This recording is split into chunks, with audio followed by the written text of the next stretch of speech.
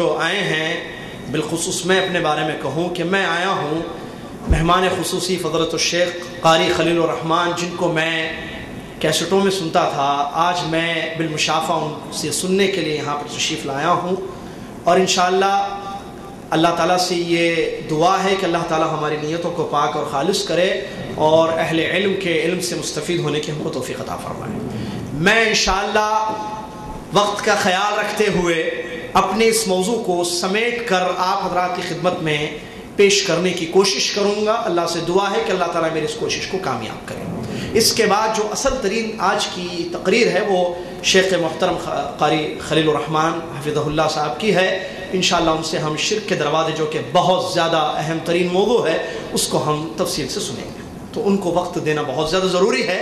تو میں کوشش کروں گا کہ مختصر اپنی باتوں کو آپ حضرات کی خدمت میں پیش کروں۔ آپ سے گزارش ہے کہ موضوع بڑا حساس ہے، لہٰذا پوری توجہ دے کر میری تقریر کو آپ سماعت فرمائیں۔ اور جیسا کہ آپ جانتے ہیں، میں کوئی خطیب یا مقرر یا علامہ یا فضلۃ الشیخ نہیں، ایک طالب علم ہوں۔ یہ بھائی محمد عاقل کی محبت تھی کہ انہوں نے کچھ الفاظ زیادہ کہے میرے بارے میں، وگرنہ میں ایک چھوٹا سا طالب علم ہوں، ابھی دینی درسگاہ سے نکل کر آپ کی خدمت میں آیا ہوں۔ تو جو بھی باتیں ہم نے لی ہیں، کتاب و سنت کی روشنی میں سیکھی ہیں، وہ اس موضوع سے جڑی ہوئی جو باتیں ہیں اس کو آپ کے سامنے میں رکھوں گا۔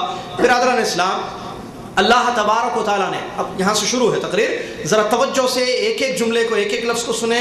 میں آسان اردو میں آپ کو اپنی موضوع کو سمجھانے کی کوشش کروں گا، لیکن میری تقریر کو سننے سے پہلے ایک بات کو ذہن میں رکھیں کہ ذہنوں کو خالی کر دیں، ذہنوں کو بالکل خالی کریں، اور آپ کا چھوٹا بھائی انشاءاللہ قرآن و حدیث کی روشنی میں آپ کے سامنے جو بھی باتیں حق صحیح باتیں رکھے گا، آپ اس کو بصر و چشم قبول کر لیں، تعصب عنصریہ کو ترک کر دیں، خالی ذہن لے کر بیٹھیں تاکہ باتیں سمجھ میں آئیں۔ اللہ تبارک و تعالیٰ ہمارا خالق و مالک، اللہ تعالیٰ نے ہمارے لیے ایک دین چنا، اس دین کا نام اسلام ہے۔ اللہ تعالیٰ نے دنیا میں وہ دین اتارا اور ہم کو اس بات کا حکم اس نے دیا کہ ہم اس اسلام کو اپنائیں اور اس اسلام پر ایمان لائیں اور اس کو قبول کریں اور اس کے مطابق زندگی گزاریں۔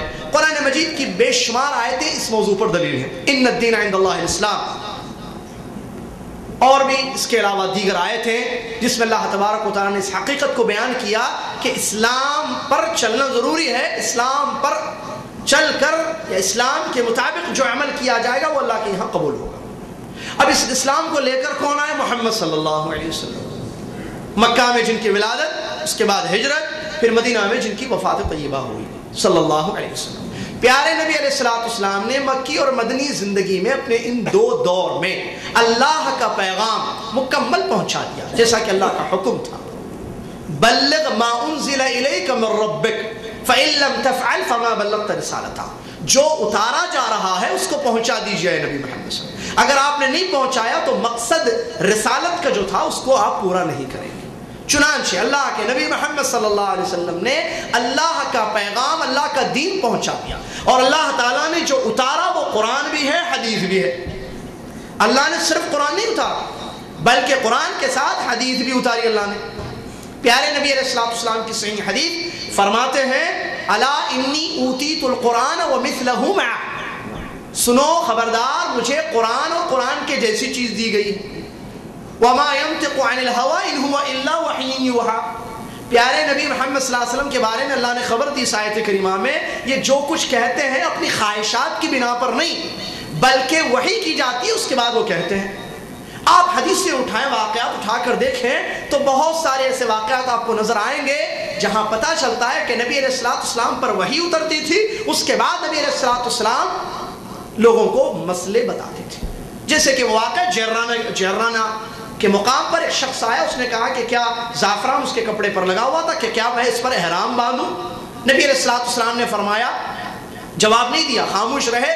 وحی اتری، جیسا کہ صحابی کہتے ہیں حضرت عمر بن خطاب رضی اللہ تعالیٰ عنہ اور دیگر صحابہ وہاں موجود تھے، وحی آئی، وحی کے ذریعے آپ کو پیغام ملا، حکم ملا۔ نبی علیہ السلام نے فرمایا کہ کہاں ہے وہ جو پوچھ رہا تھا ابھی سوال؟ اس کو نبی علیہ السلام نے بلایا اور کہا کہ زعفران کو مٹا دینا، اور اس کو حدیث بیان کی۔ نبی علیہ السلام وحی کے بعد حدیث بیان تھے۔ یہ ایک واقعہ دلیل ہے سمجھنے کے لیے کہ پیارے نبی علیہ السلام کی حدیثیں بھی اتاری گئی ہیں۔ تو دو وحی، جیسے علماء کہتے ہیں وحیین، ایک کتاب اللہ منزل من اللہ، اللہ کی کتاب، دوسری پیارے نبی علیہ السلام کی حدیث۔ دین نام ہے ان دو چیزوں کا، ان دونوں کو کیسے سمجھنا ہے صحابہ نے جیسے سمجھا ہے، اور میری پچھلی تقریر اسی جگہ پر آپ کو یاد ہوگی اسی پورے موضوع پر تھی کہ کیسے ہم قرآن و حدیث کو سمجھیں، منہج فہم کیا ہونا چاہیے۔ تو قرآن اور حدیث مرجع ہے، دین قرآن میں ملے گا، حدیث میں ملے گا۔ اور کیسے سمجھیں گے اللہ کی کتاب کو یا نبی علیہ السلام کی حدیث کو جیسے صحابہ نے سمجھا؟ اس کی دلیل قرآن کی وہ 3 آیتیں جو پچھلی تقریر میں نے بیان کی، اور نبی علیہ السلام کی بے شمار احادیث، اور اس کے علاوہ عقلی دلیلیں جو اس تقریر میں نے آپ کے سامنے پیش کی تھی۔ برادران اسلام، یہ ہے اللہ کا دین، اور اللہ کا حکم ہمارے لیے کیا ہے کہ اس دین پر عمل کرو، جیسا کہ سورہ اعراف کی یہ 3 آیت ہے۔ اللہ تبارک و تعالیٰ فرماتا ہے اتبعوا ما انزل الیکم من ربکم ولا تتبعوا من دونه اولیاء قلیلا ما تذکرون۔ بڑی پیاری آیت ہے۔ اللہ سبحانہ و تعالیٰ فرماتا ہے اتباع کرو، فالو کرو، پیروی کرو، کس کی؟ اللہ۔ ما انزل الیکم من ربکم، تمہارے رب کی طرف سے جو چیز اتاری گئی ہے، کیا ہے وہ چیز؟ قرآن اور حدیث۔ خالی قرآن نہیں بلکہ قرآن کے ساتھ حدیث، لیبین لکم ما نزل الیہ۔ تو اللہ تعالیٰ فرماتا ہے تمہارے رب کی طرف سے جو چیز اتاری گئی تم اس کی پیروی کرو، اس کی اتباع کرو۔ ولا تتبعوا من دونہ اولیاء، اس کے علاوہ دوسری چیز کی پیروی مت کرو۔ قلیلا ما تذکرون، بہت کم تم نصیحت حاصل کرتے ہو۔ آیت پر غور کریں، ایک چیز کا حکم دیا جا رہا ہے، دوسری چیز سے منع کیا جا رہا ہے۔ حکم اس بات کا ہے کہ جو اتارا گیا ہے، جو اتاری جا چکی ہے چیز وحی، اس پر عمل کرو، اس کو فالو کرو، اور جس چیز سے روکا جا رہا ہے وہ ہے اس کے علاوہ کسی چیز پر عمل کرنے سے۔ تو برادران اسلام، یہ ہے کھرا سیدھا سادہ اللہ تبارک و تعالیٰ کا دین، جس کو صحابہ سمجھے، اس پر انہوں نے عمل کیا، سمجھ کر پیارے نبی علیہ السلام سے، اور اللہ تعالیٰ نے ان کے بارے میں فرمایا رضی اللہ عنہ ورضوا عنہ۔ علامہ ابن حزم اور دیگر علماء کا متفقہ طور پر یہ فیصلہ ہے کہ تمام صحابہ جنتی ہیں، اس آیت کی روشنی میں اور دیگر آیتوں کی روشنی میں۔ صحابہ کو جنت کیسے ملی؟ صحابہ کامیاب ہوئے، صحابہ کی تعریف قرآن میں موجود اس لیے کہ انہوں نے اس پر عمل کیا، قرآن اور حدیث پر سمجھ کر رسول اللہ صلی اللہ علیہ وسلم سے۔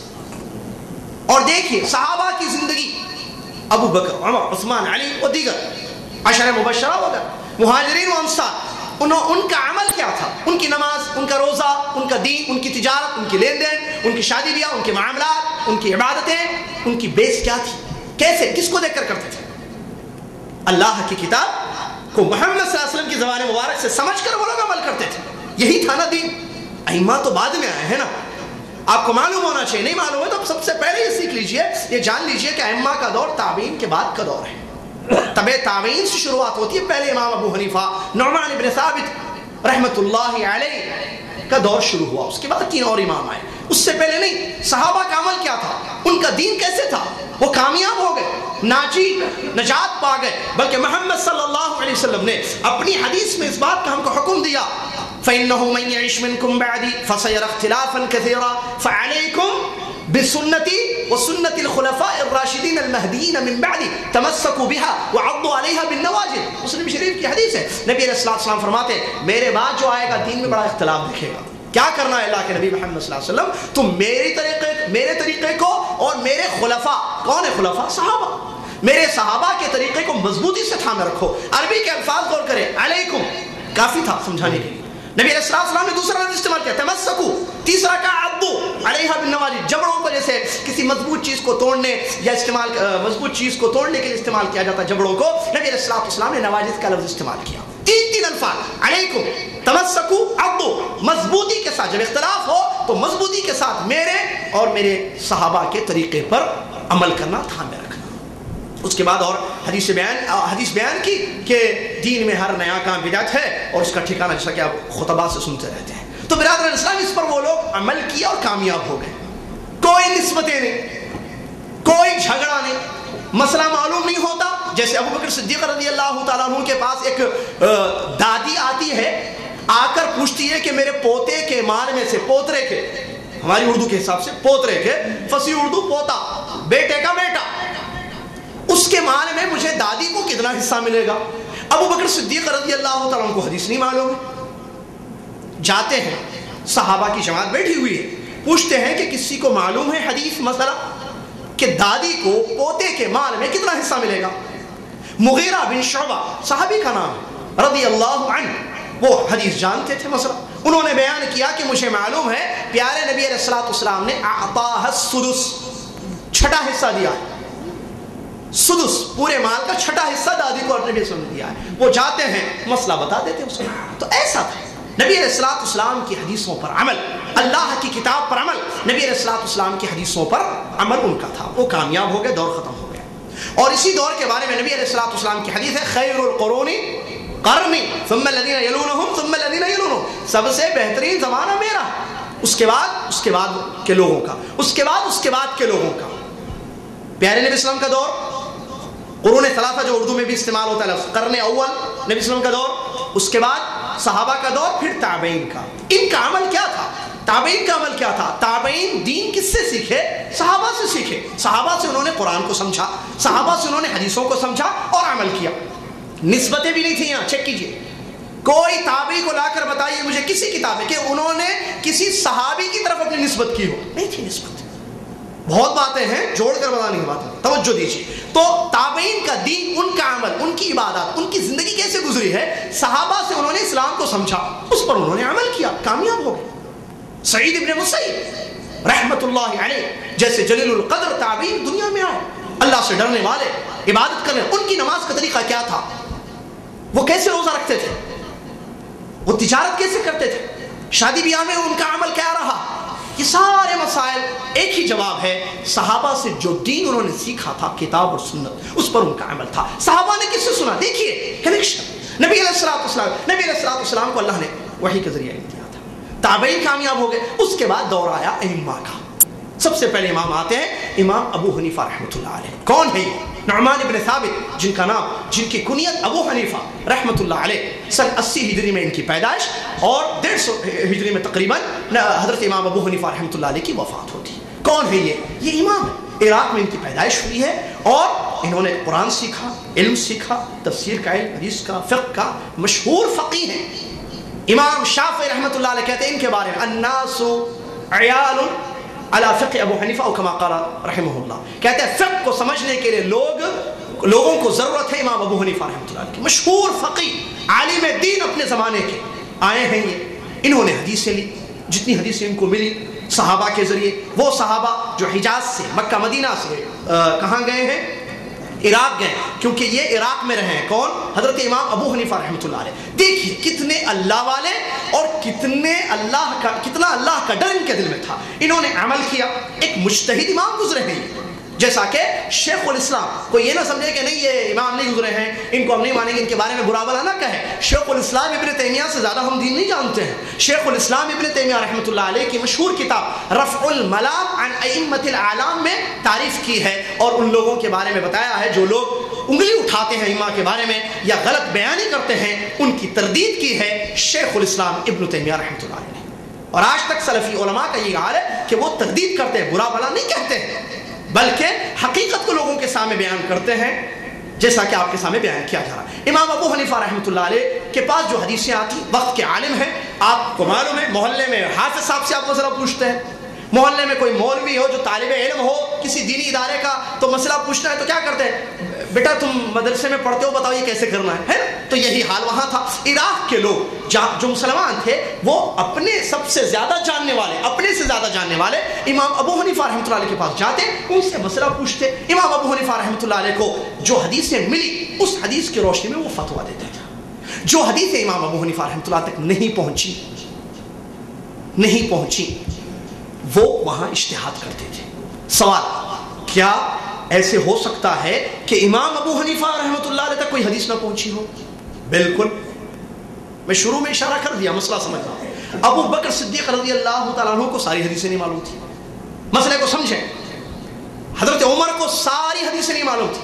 ابو بکر کی ابھی مثال دی میں نے، ایک دادی اپنا حصہ مانگنے کے لیے آئی، ابو بکر رضی اللہ عنہ کو حدیث نہیں معلوم ہے، لیکن دوسرے صحابی کو معلوم ہے. کون ہے وہ؟ مغیرہ بن شعبہ رضی اللہ عنہ. انہوں نے مسئلہ بتایا.